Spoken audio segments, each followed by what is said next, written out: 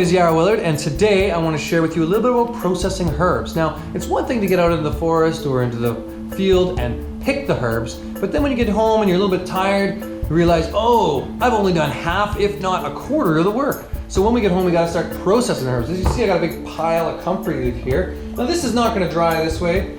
We got all kinds of grass and all kinds of big stems in it. So I'm going to have to take this and process it. I'm going to dry it all out and I'm going to filter it all off so we have the right pieces. Comfrey has these big stems and they're not going to dry very well. Anything over a 1/4 inch, like so, it's going to take a long time to dry. So we're going to pull off these stems and lay them out on racks. All right, to do this, I'm going to take a big pile of comfrey and just start filtering it off, pulling off the big stems, and putting all the waste into my bucket that I'm not going to use. Once I've got these racks full, I'm going to let them dry and wilt. Now I'm going to make an oil with this, so I don't really need them to go to perfectly dry. If I'm going to try and dry them and store them for the season, although these aren't quite there yet, they will be in a couple of days. So we might put up a fan or something and make sure we have lots and lots of space for them to dry. Alright, now after we've wilted our comfrey for a few days, it'll be fairly dry and we can start to make it into other herbal medicines, such as an oil. In this case, so we know that's not fully dry. So I'm going to use some comfrey that I've fully dried to make the oil here. As you can see with these, how you can tell something's fully dry is if it has a real snap in those stems.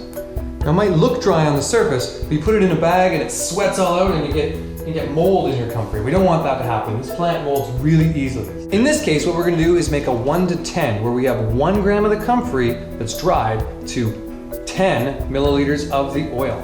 So we're going to start with 200 grams and go to 2 liters of oil.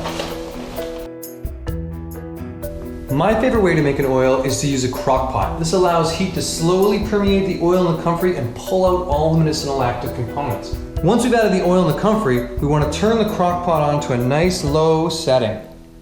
We want to let that sit for about 3 hours to overnight. This is looking like a pretty nice dark comfrey oil. It's time for us to filter it off. What I like to use are these handy dandy little nut milk bags for straining out the comfrey. So what I might do is I'll get it over top of my jar, and that stretchy bit will fit like that. And I'll just take my comfrey oil and pour it through there. Once the comfrey has come through the bag, we'll squeeze out the last bit just to get every little drop.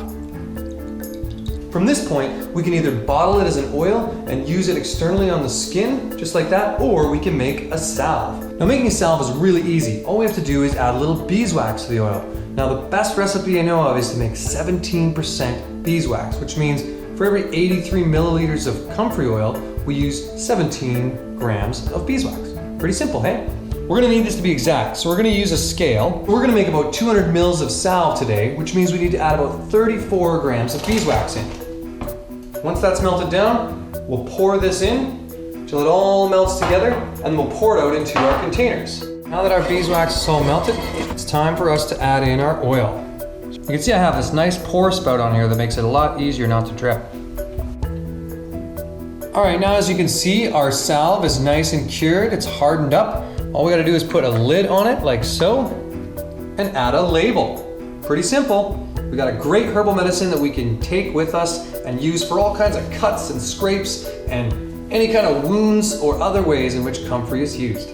Thanks for joining me. I'm Yarrow Willard. We have so much fun making these videos for you, so if you enjoy them as much as we do, please subscribe and check out some of our other videos so we can join the herbal revolution together, one video at a time.